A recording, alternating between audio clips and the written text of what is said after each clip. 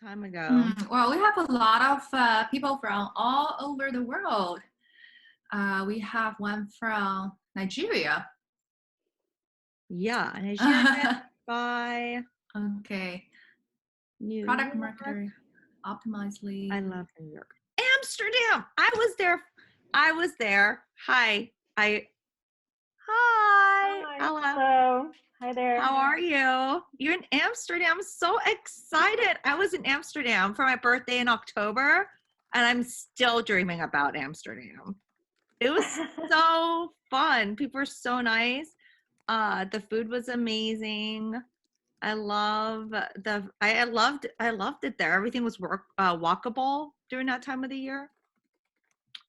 Yeah, So, it's great to hear. It's great to hear that you enjoyed. But October might be a bit cold, but I hope you had a cold good now. week. Yeah, it's cool. We have people from Seattle, of course, Vancouver.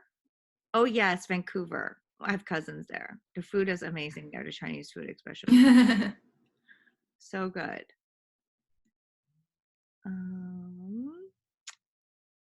Okay.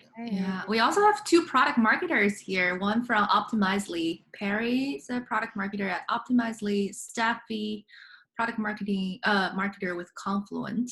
Oh, cool. Nice. I love product marketing. I feel like it's an extension of product management. I mean, yes, we talk a lot about design, engineering, but how you think about taking your product to market, how it could be successful, especially in enterprise environment where there needs to be like sales enablement, like sales training. And I think product marketing is really, really critical function. A lot of times like startups actually underinvest in it. I must say like over the last 6 months, almost every enterprise company I've been an advisor of, like they've either not hired for product marketing or under resourced. And I think it's just getting the education out there of like how valuable product marketing could be for product to be successful and be embedded in a product function is like really critical. I guess if you don't have product marketer, the product manager just has to do all the sales enablement and the go-to-market kind of work. That's a huge chunk of time and effort as well. Yeah, exactly. Agreed. And like I'll also like, you know, if you're ever in companies where there should be like beta programs with customers, like product marketing could be so helpful there too. Just to select the right customers, making sure that we have the right like information about the product in front of them. I think it's really important. Like I definitely have advised companies where they're like a little bit smaller in nature. So when you think about like, oh, let me build a prototype or like, let me like test like early products, you might not even have the resources to do that. So sometimes it's really being able to talk about the product in a way, whether it's like in deck form or in meetings with customers to get the interest first and test the concepts. Product marketing could help a lot there as well. Yeah, this is, yeah, go ahead. What were you gonna say? Yeah, just adding to that, let's say even 10 years ago, product managers had to do the same job that they do and product marketing. Yeah. And having a product marketer, it is so much better because two folds of the product, that is messaging as well as researching, are getting into the adoption of the product. Those are such critical expertise, and product marketing helps significantly in that. And as product managers, you get thin and you're so focused on design and priorities and working with engineering. Having a product manager really helps in this other aspects that you do. Yeah. Ooh, someone has a 15-day-old son here. Congratulations. No, congratulations. Yay. Product manager at Uber. You for doing this. Yeah. Okay, should we get started? I think we have critical mass. I want it to be very interactive like we did 2 weeks ago for those that were like, if there are any questions you have, anything you want to add, feel free to speak up and or like use the Zoom group chat. Ling, do you want to kick it off for us? Yeah, for sure. Thanks so much, everyone, to this virtual hangout with Yardley. So just to introduce myself, I'm Ling Ling. I'm a product marketer in the San Francisco Bay Area, but I'm also a longtime member of the Women in Product community. So it's really my honor to moderate this hangout with Yardley. We got a lot of amazing feedback from all of you from our last virtual hangout.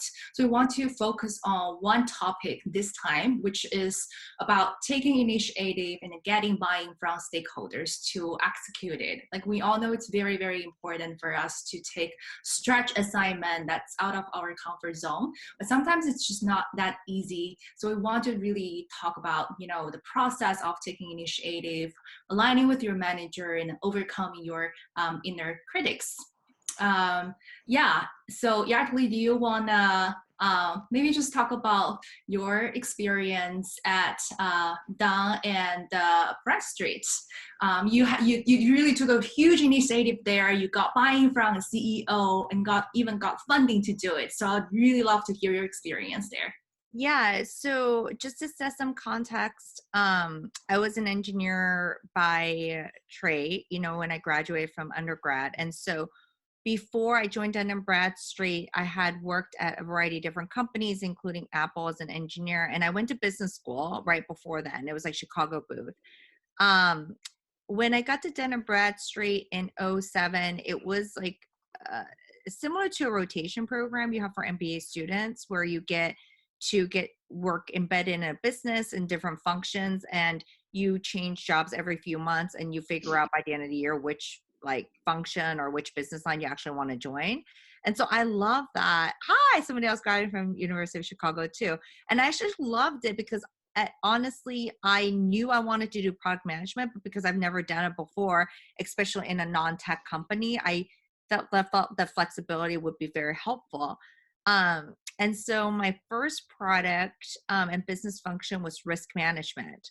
I knew nothing really about risk management at all. Like I understood that Dun & Bradstreet sold data, predictive analytics about businesses, but because I've never used a product before and or sold it, or bought it myself. So I really wanted to be on the front line and understand how the product worked, what were the customers saying, and I traveled with the sales team in the initial 6 months of my job. It wasn't part of my job scope, but I asked for it very explicitly up front so I can get onboarded quicker. Because what I found was in those kinds of situations, especially working with sales teams and customer service teams, you could hear feedback secondhand or third hand, but it's never quite hearing it firsthand, where you're able to ask some questions to dig deeper and understand where the source of the problem's coming from, identify opportunities that you might not have known otherwise if you're hearing it from somebody else.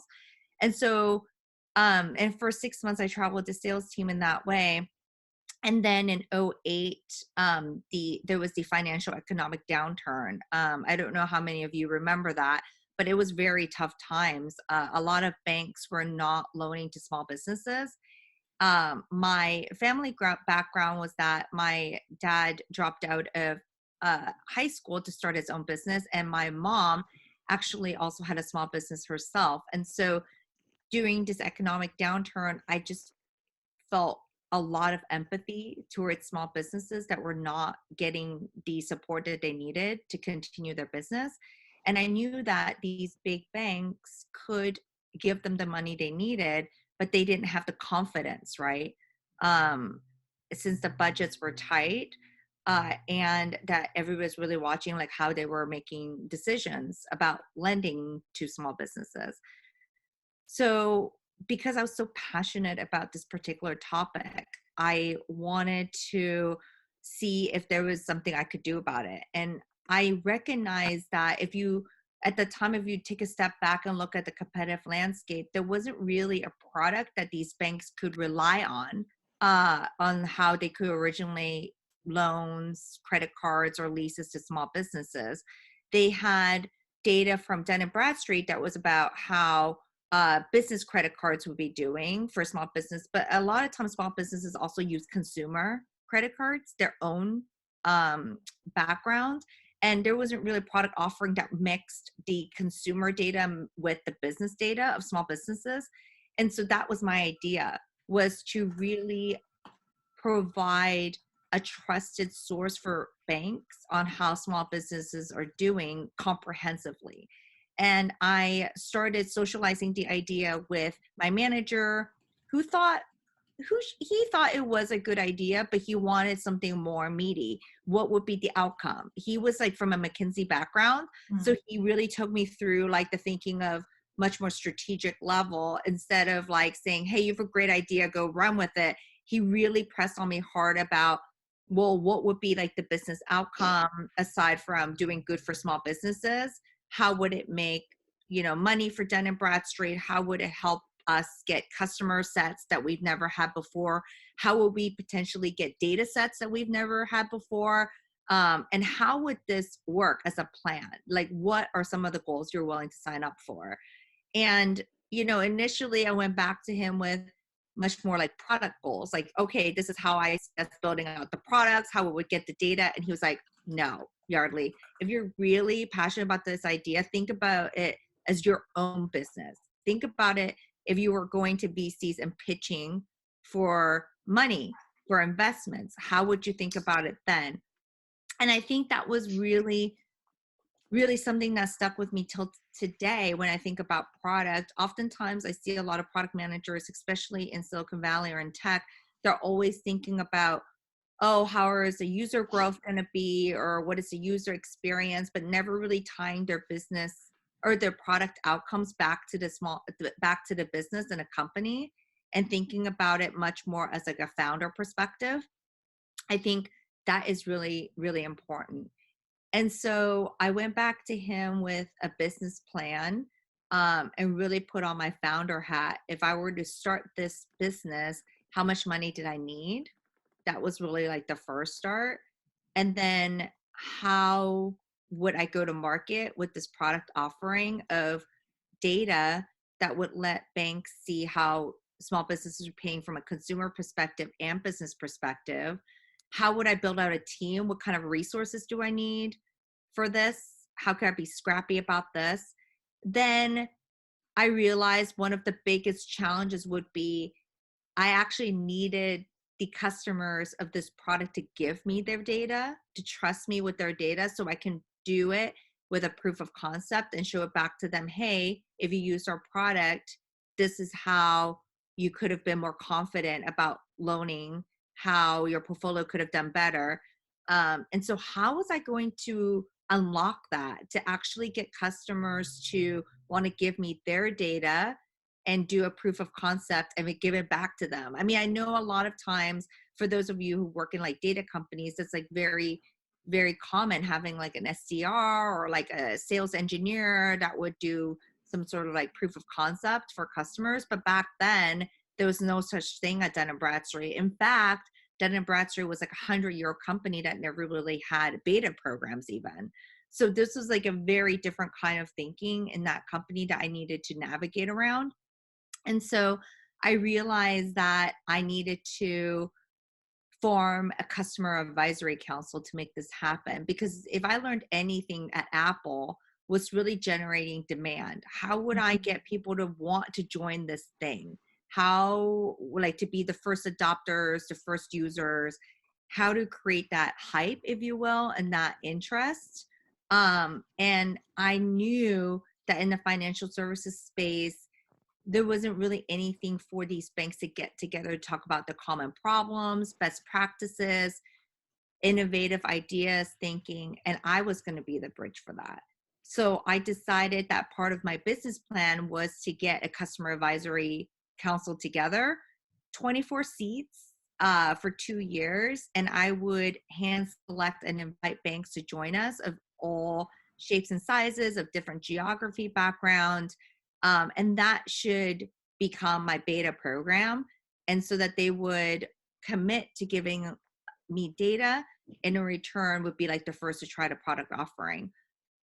So why I share this in detail is that when you're thinking about a product idea, I encourage you to think a little bit broader and thinking about questions or pushbacks, and what would be the biggest pain points where your product would be unsuccessful? If you had to be like on a show like Shark Tank, for instance, and you had to go and be prepared and be on the spot of being asked tough questions, what would those tough questions be? What would those tough questions be? What would the critics say?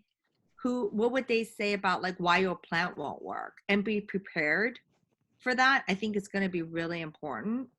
Even if you don't have the perfect answers, just being prepared and being and embracing that kind of criticism.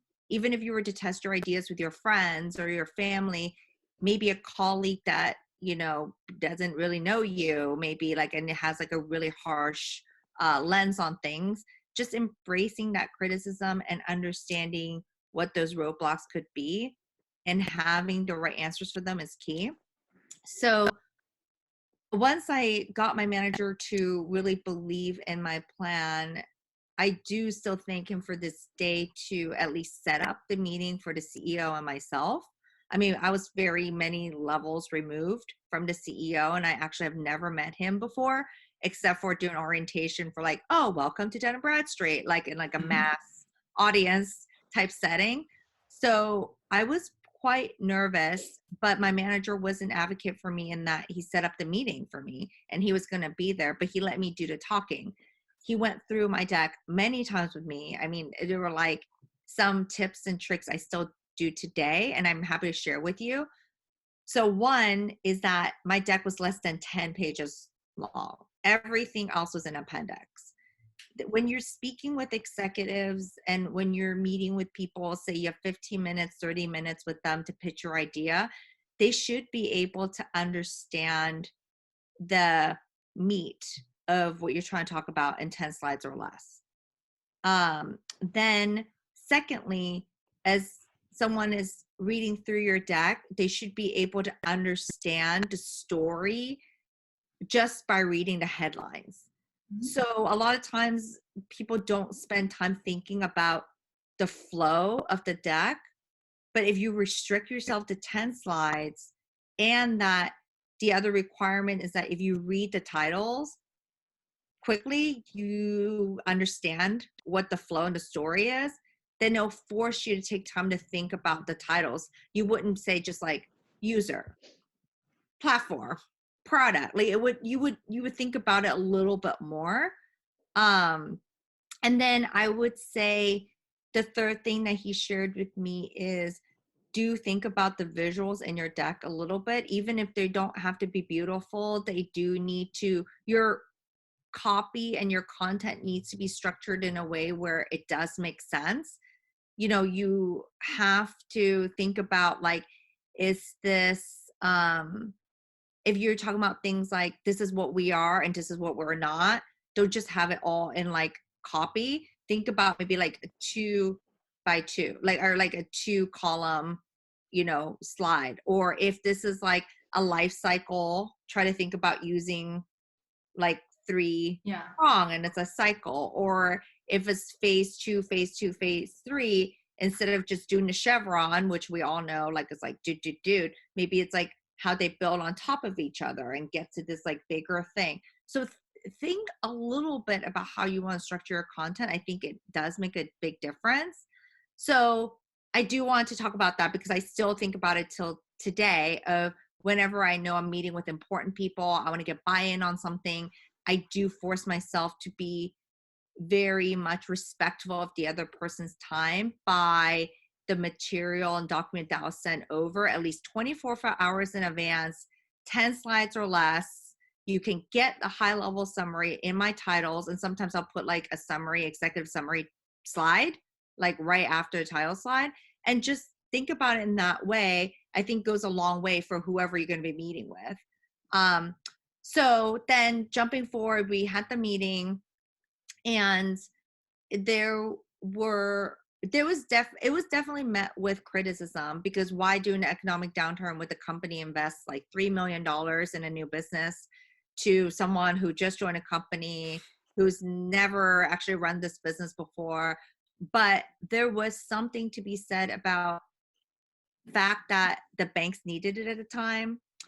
secondly, there wasn't really such offering in a competitive landscape that was doing it really well.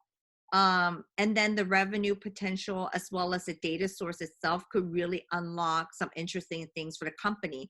For instance, if I'm able to make the blend of consumer and business work, maybe we don't just stop at small businesses, maybe we do it for other sectors as well. So it becomes like a proof of concept for other things. So that's another note I want you to take away is when you're pitching your idea, not only is it interesting to executives and others to think about how it's going to be successful as is, but could it be building blocks for other things that could actually matter to the company as well? Because that once you do that, that could go a lot further as well, to convincing the stakeholders. And so with that in mind, after the meeting, just fast forward, the next few months was really figuring out if I could find the right resources, what were the pillars of work and the work streams, and how would I get it off the ground. So my 3 pillars were: one, from a tech perspective, how was I going to build a tech team and a tech platform?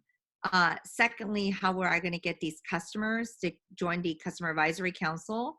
And third was, how could I get the sales momentum going to get the customers to join us and demonstrate there was interest and dollar amount to commit to them? And so I engaged with the best financial services expert I could find at the company and got him to join my team. So that's another thing. How could you find people in the company that believe in your initiative and that get them to join your team? Like, you don't have to always look outside and hire these experts. They might already be in a company, and then they believe in your initiative so much that they'll donate time or carve out time to help you.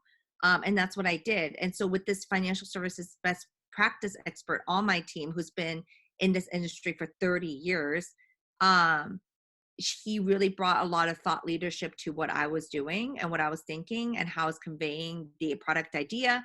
And then getting the sales team and customers buy-in, he championed a lot of it. And so I would say being able to rely on other people so that you're not the only voice is okay. Of course, don't let other people like take credit for your work, because we as women never want to always be in that situation, because oftentimes we are. But at the same time, having other champions for your work is critical. And, you know, I feel like I don't want to take up too much of this time to continue the rest of the story in a lot of details, but it is that, one, I made sure I stuck to milestones and gave regular updates to the executive team very proactively without ever being asked. 2, I was always able to do it in a very scrappy manner without asking or blowing through my budget, and actually delivering on time, ahead of time, under budget, because that was important to the company and to show momentum. And third, along the way, the customers, I treated them with white gloves myself. I made sure that these customers were along with me on the ride, and I didn't always just delegate off that part. Although I was like product person, I knew that getting customers to join me and to be along the way, it was really important. And that's why, you know, I even mentioned earlier in this call that my customer from Bank of the West, from my Dun Bradstreet days, I'm able to still call her up, you know, and talk to her for anything I need now. So hopefully that's helpful, and I'm happy to take any questions as well. Wow, I think that's really, really amazing. And you shared so many details, you know, how to present your summary in a deck that's very concise. And also, I think, Yardley, you mentioned something very critical is you really had a very, very supportive manager at that time. Yeah. He is really kind of your champion. Like, he doesn't take credit from you, and he allowed you to shine. Yes, that's true. It's very hard to find managers that are that way. And I, because of his generosity and of his leadership, I've been definitely that kind of manager in any other role I've played going forward. I think that if you're unable to have a manager that is that supportive, try to find another ally in the company that would be as passionate about the idea. I have done that as well. The other point is, maybe it's okay to share the credit. Like I've definitely have been in situations where I let the manager that I was reporting to know that this would be good for his career as well, and that like I'm happy to be his partner on it, and did a lot of supportive work. But make no mistake that I made sure that every C-level executive meeting, and or anytime we're doing presentation about the product and how it was going, that I had speaking opportunities. And so during those minutes, I'm able to like present myself and show, that I am actually really part of the core team and not just a supportive role. Someone asked if I'm still in touch with my manager. Yes, I am. He works at Bank of America now. His children are all grown. We stay in touch. I think because of his support early on, I was really able to do what I needed to do at Dun Bradstreet. Yeah. That's awesome. In fact, I do love to hear another success story from the community. You can just type like raise my hand or like put an emoji there so that I know you want to really, talk about it and share with us. I'd also love to share my own story of taking initiative very, very briefly. So when I graduated from business school, my first job was actually in a global food company called Rich Products. Many of you probably haven't heard about it, but when you go to like Starbucks or Dunkin' Donut or Pizza Hut, a lot of the pastry or like pizza products are actually produced by Rich Products. So at that time, I took an initiative to start a global newsletter to share success stories from all over the regions with a goal to really not only share success stories, but really cultivate a environment of also culture of different regions learning from each other. And in fact, I still have this with me. It's like this. And I got to like be the editor-in-chief of this like newsletter, and really like able to format it. And I even have this one where the CEO wrote me like, great job, Ling Ling. So this was an amazing experience. But I do want to share this because I was really not in a position to do this because I didn't speak English natively. I just graduated from business school. I had no experience. In fact, one of my coworkers at that time actually complained to my manager that I didn't really know what I was talking about. But none of that actually stopped me. Luckily, at that time, I worked in international marketing team where it's like in the global headquarters. So I do have a lot of visibility to what each region was doing. So I took initiative to, first of all, I started a global workshop where it's like a monthly workshop where every region's leader can actually share what products they launched in the local markets, what are the things they did to make this product very, very successful. So I did this to actually allow each region to actually shine. That's first step. And second of all, whenever I travel to different region, or because at the time I need to like travel to see, what are the new food trends in different countries and different areas, which is really, really fun. I always took time to write a very thorough report about, like this country is doing an amazing job. And I always share that with like my manager, my manager's manager, again, just to allow everybody shine in this process. So then after I do this for probably 6 months, for some reason, the CEO one day got the report and he was like, you're doing really interesting things. Like, how can we make this sharing of each region's successful stories as a routine? So I said that, actually talk to my manager first and I say, what if we can start like a global newsletter to share these stories? And just like Yardley's manager, my manager was also very, very supportive. Like she didn't say that, I'm just going to start this. I'm going to recommend this to the CEO, to the executive team. She just like Yardley's manager, she helped me really like kind of put together a plan. How often do we want to do this global newsletter? How are we going to share it? Are we going to do a digital letter or print version? So really make a plan out of it. And then, so here is kind of the result. So we have like a monthly global newsletter to really, share stories. I think the two lessons I learned is one is very similar to Yardley is I always treat myself as kind of a CEO of the company or even the product manager, so that I do not only think about my own KPIs, but think about how do I contribute or make an impact in the company where everybody else can also benefit from it. And I think secondly is we don't treat any small task as if it's too small. Like I always think about how can I add creativity to do it. Like if it's just a single report, I make sure that I add beautiful photography into it so people want to read about it. And I think actually another thing is make sure you build relationships very early on. I think Yardley also mentioned that you tap into the expertise within the company. You sort of already like rally along other people in this process. And when I think about it, I sort of do the same thing whenever I travel. I always make sure like I talk to the managers locally and then kind of build a relationship. So whenever I need a story from them, they are always willing to give their time to me. That is so great. Thank you. I love that.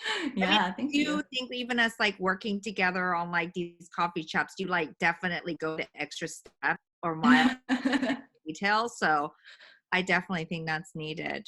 Yeah. I really appreciate it. Thank you so much. So I saw Nivedita. Hi.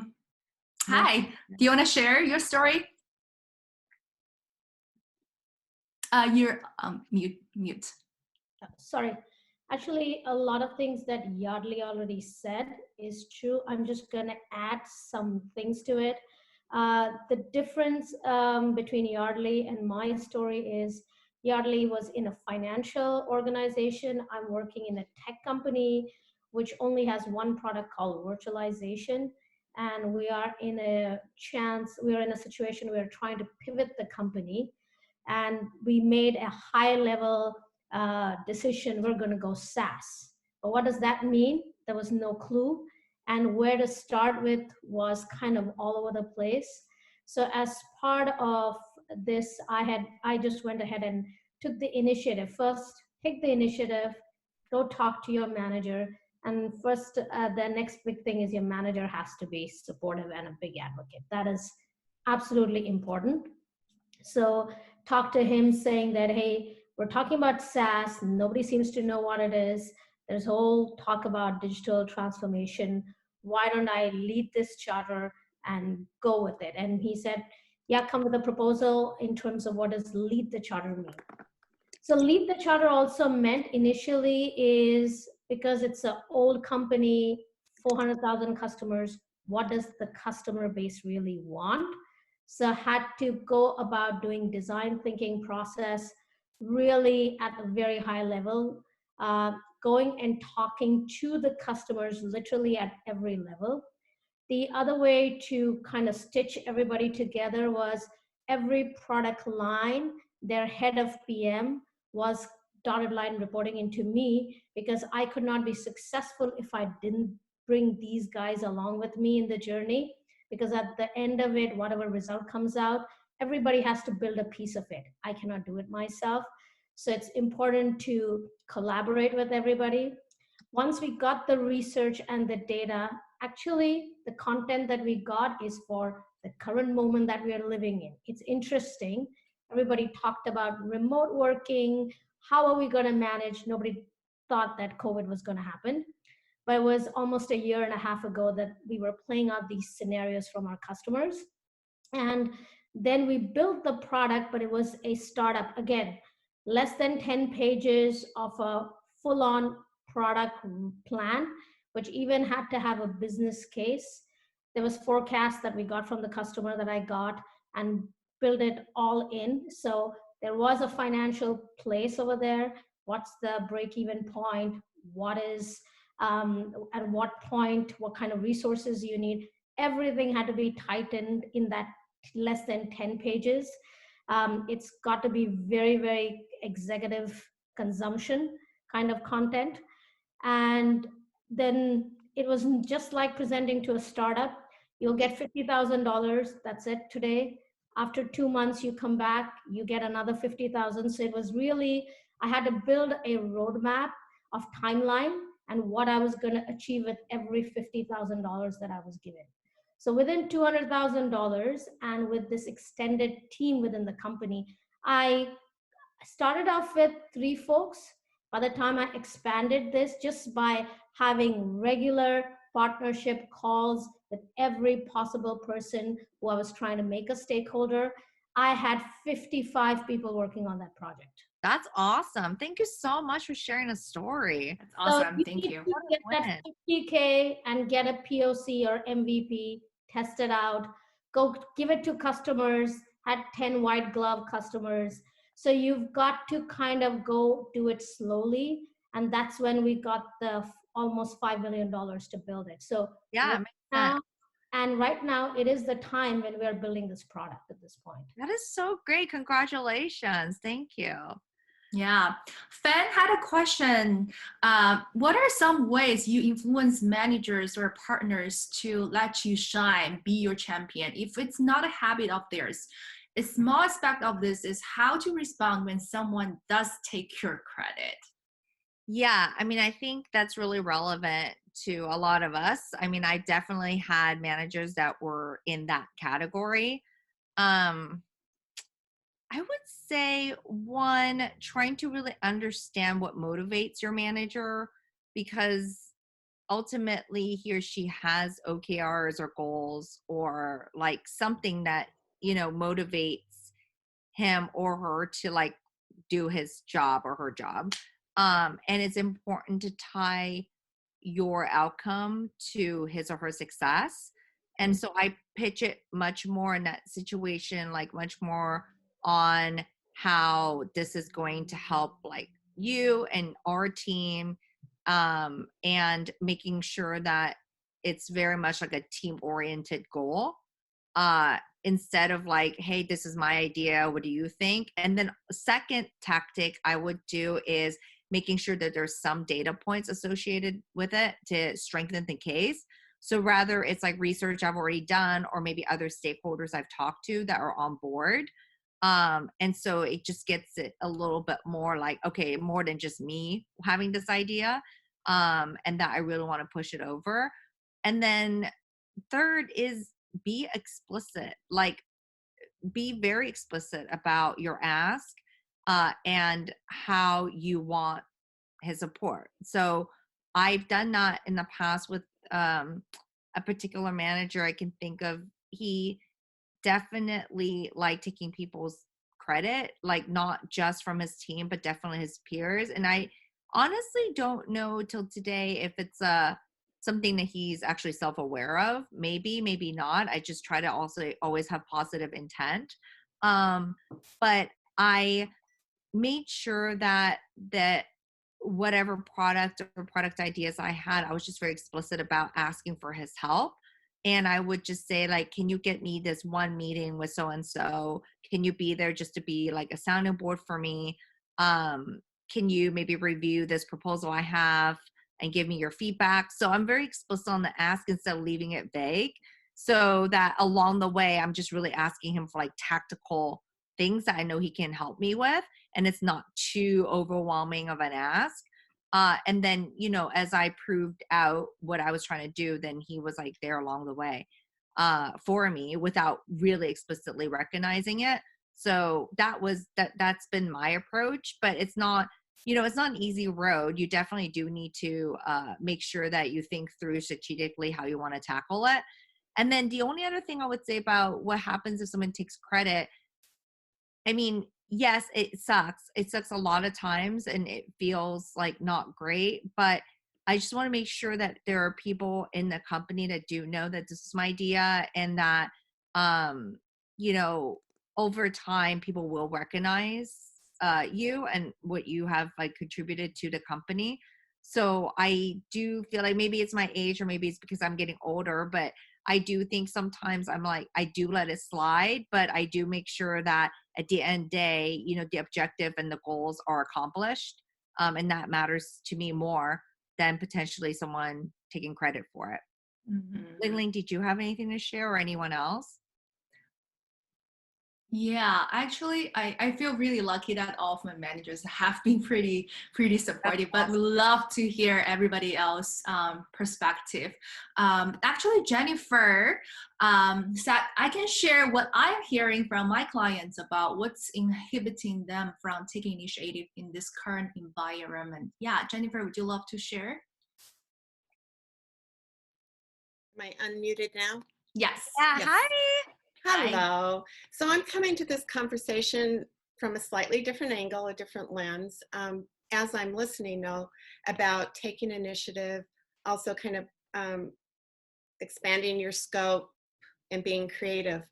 What I'm hearing from a lot of the people that I work with is I used to be able to do that. I used to be able to be really creative, come up with ideas, and right now I'm wobbly or shaky. And I would just like to kind of add to this conversation that taking initiative a lot of times comes from a place within us where we feel safe and we can step forward with an idea.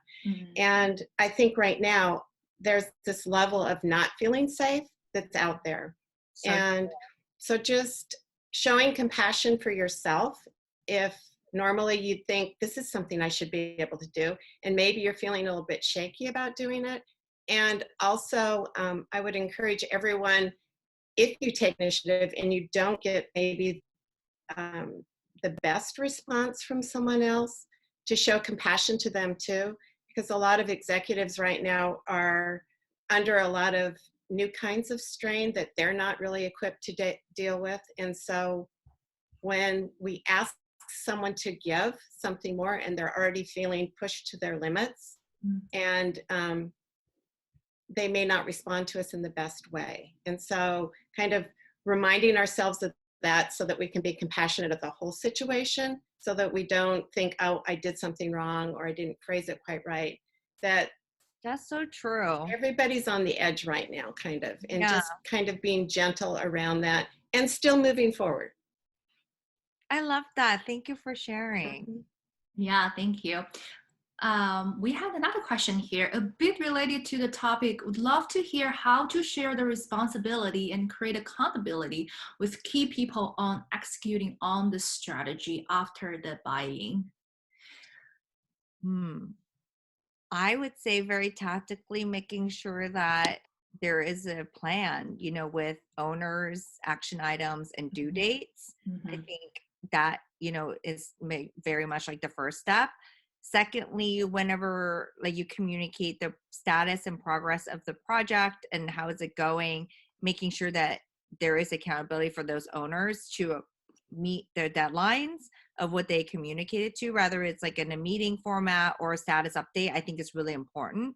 Of course, you want to get alignment from these stakeholders that they would be able to accomplish your ask and by the date that, you have set out for them, just to show empathy and making sure that's realistic. But I would say those are two very tactical steps that you are holding people accountable, especially as a product manager perspective. Like we talked about this last time, oftentimes we have to play the role of project manager. And so you are communicating status of the plan, how things are going. And if you really tie names and due dates to these milestones and tasks, or maybe just even in the next 2 weeks, this is what needs to happen, and having again owners assigned to them, I think it's really transparent way of holding people accountable. And then the other side, on the other side, is tying back to metrics, right? So making sure that the metrics, most of these owners, especially if you're partnering with marketing or sales or even engineering, there always some sort of quantitative goal that you can also set periodically within the project. And so that also shows accountability and holds these stakeholders to being able to deliver. Awesome. Thank you. We have a question from Ashley. How did you become better at visualization? I think it's specifically visualization. I think talking about, PowerPoint, how do you make PowerPoint better? Any articles, workshops would be helpful. I actually really very much learned on the job. I think I haven't, I mean, I'm sure there are plenty of great articles and resources. But I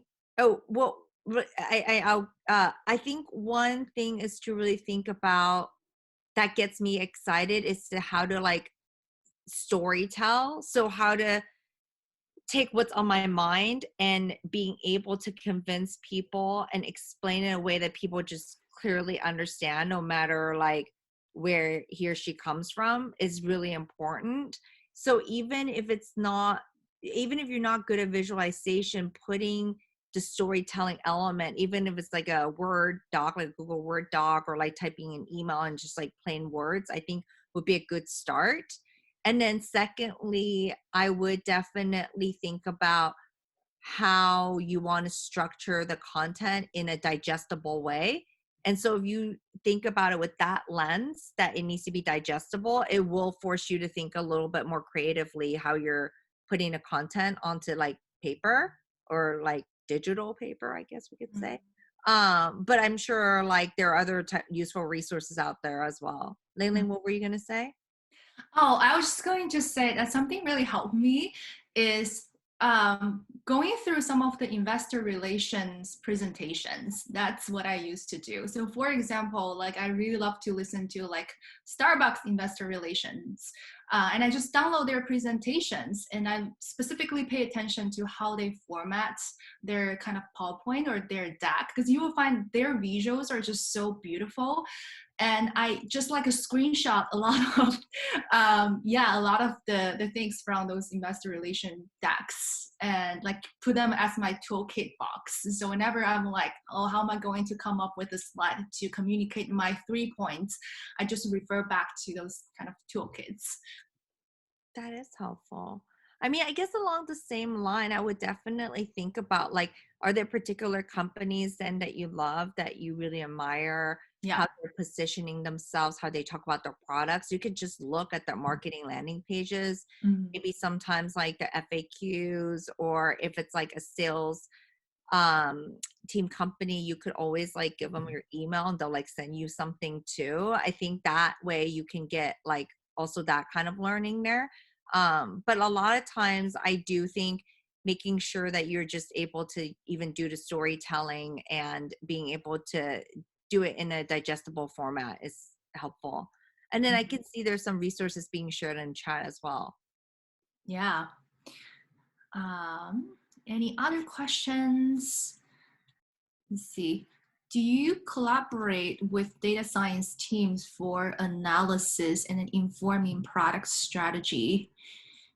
Yeah, absolutely. I do. I mean, I think that team is critical a lot of times to like the product strategy now, because there's so much that's being done by the data science team in the background, that's really like neglected. So I'm really glad you actually brought that up. I mean, I think data science team is really, really important, even not just on a product strategy side, but even from a product planning perspective. So you don't even have to go super high level, but even on the day-to-day, or when you think about like planning your roadmaps, you should be engaging a data science team, especially if you're in a big company where you don't interact with them often, or your job just doesn't allow you to.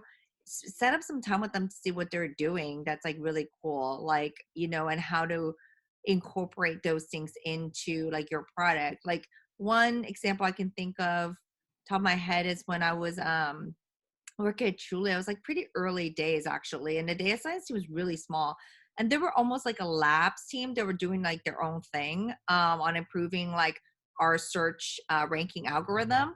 And so I didn't really interact with them a whole lot, but I was curious about like what they were working on. And I remember that one meeting, I even remember the conference room, because it was like a light bulb that went in my head after meeting with them that day. Was like, they were actually working on image detection. And this was like way back. So like this was before when like image detection was like super cool and like norms. But they were working on something to automatically detect what is like the quality of a photo, automatically sort the photos in a most attractive format. So if you think about home shopping, you care a lot about the photos. and you care more about like what is the first photo you see on the listing. And so they were actually automatically trying to like look at all the photos that we would get for a particular listing, put the most attractive one as the hero image. And I had no idea they were doing that. And so when they told me in that meeting that they were developing such an algorithm early on, and testing it, I got myself very involved in their testing and wanting to understand how, like, what variables they were putting into the algorithm, how were they like continuing to improve it. And then ultimately we launched the algorithm and improved conversion rate by 20%. Awesome. And so, just I do think that team is very critical to planning roadmap and also like from a strategic perspective. Which does speak to like sometimes you do want to spend a little bit more time in terms of really understanding what other functions are doing, right? Yeah. Through like coffee chat. So for me, I work with designers a lot. So I actually learn like notifying those Pantone colors so that I can actually speak to the design team better. And speak of data science, and in fact, there is this website called Plural Sites where they're offering all of their classes on their website for free in April. If anybody wants to learn something new, What kind of site is it? it's called Plural Sites. PLURALSIGHT. Tons of amazing classes there. That's all free. Yeah. Oh, thank you, Perry. Just posted it. Cool. Awesome. Cool. So Yardley, I'm sure there are some people managers here in our chats. Do you have any advice for people managers who actually want to cultivate a team culture of taking initiative? Yeah, I think that's a good question. I think one is obviously leading by example. Like you have to be able to show your team how it's done. And so being able to show that yourself, it's important. Secondly, I would say spend a lot of time supporting them in the background to encourage them to take bigger bets. It could be as small as like, hey, in the next meeting when we're meeting with like the CEO, like, could you talk about your product for 5 minutes or 10 minutes, instead of instead of doing all the talking myself. I would encourage like baby steps of like proactively thinking for my team, how can I get my team in front of like executives, or like taking bold steps and having the confidence to do that. As Jennifer alluded to, I think like a lot of it starts from within, making sure that you feel safe and you feel confident to do it. So then how can you get your team to do that? And then being able to like let them do more and more of that, themselves, I think is really important. And I would say the third thing is like helping your team make decisions themselves. Like oftentimes when my team would meet with me, they would say like, oh, well, here's, factually, this is a situation. What do you think? And I'll be like, well, what do you think? And just really push that thinking. And, there's no wrong answers a lot of times. I just want to hear like, what would you recommend? What do you think? Like, and then in that way, I think I'm trying to cultivate the environment where it's like, don't be afraid to like speak up. Don't be afraid to like speak your mind. And then being able to feel comfortable in front of an audience that might be intimidating at times. I feel like those could be really good start to at least cultivate like that kind of culture environment. And then it can lead to much bigger things for your team. Awesome. We have a question here. What are some of the blogs you read often to keep up with industry best practices and improving product sense? So product strategy specific articles. Anything you want to share, or anything that the community can share in the chat room as well? Yeah, I mean, I would say, honestly, I think now, at least in this current time, I'm really thinking about understanding startups that are really going to help with the current climate. So that's been like near and dear to my heart over the last 2 weeks. So it's not directly just like blogs I'm reading about industry best practices, but it's like what I'm interested in right now, and companies that are building products in this space, and especially in the fintech space, I would say. So because ultimately, going back to my story earlier, I have a soft spot for small businesses, and I do believe that financial services can help those small businesses a lot right now. And so I'm actively seeking out like experts in this space, like in the fintech space, because I admittedly have lost touch in this particular like realm over the last few years. And I think, that's one. Secondly, it's like going to, I find a lot of like the VC blogs being really interesting about like what's going on in the industry, particularly like in fintech or like in crypto, blockchain, and in some cases even like thinking about like marketplace dynamics. And currently, like I'm very interested in those things. But those like top of mind for me right now. Awesome. I think we're coming to an end of this virtual hangout. So if you have any feedback of how we can make this better next time, please feel free to share it here. Yeah, and I also want to say there'll be like other women in product board members that will be like hosting these virtual coffee chats soon. If you all haven't met Rachel, she's with us. Rachel, wave. Hello. Rachel is on our women in product team. She's amazing. For those that don't know her, she is glue and critical to what we do. And so I know she'll be organizing these kinds of coffee chats for other board members, with other board members on women product as well, and chapter leads. I would say the other feedback that we would love to hear from you guys is like, right now, especially what Jennifer mentioned, like about safe and, things are changing so much for all of us. How can we help, as a woman product community is like always like top of our mind.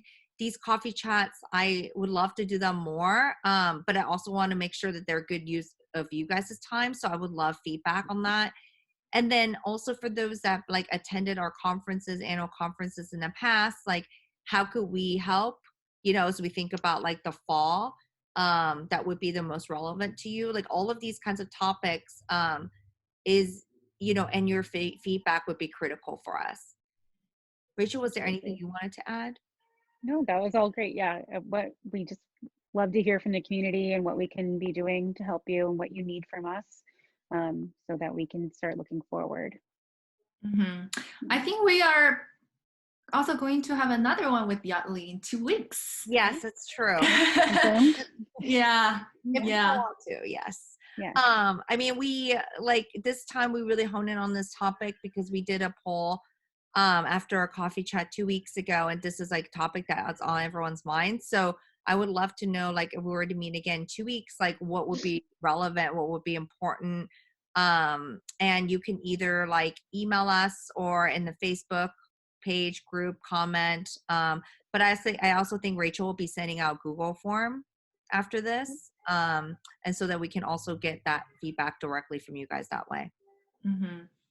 Yeah. Thank you so much. Yeah, thanks so much everyone for joining us today. Yeah, I hope this light up your day a little bit more. Yeah. Okay. Thank Bye. you. Bye. Stay safe and healthy, everyone. Yes. Bye. Bye.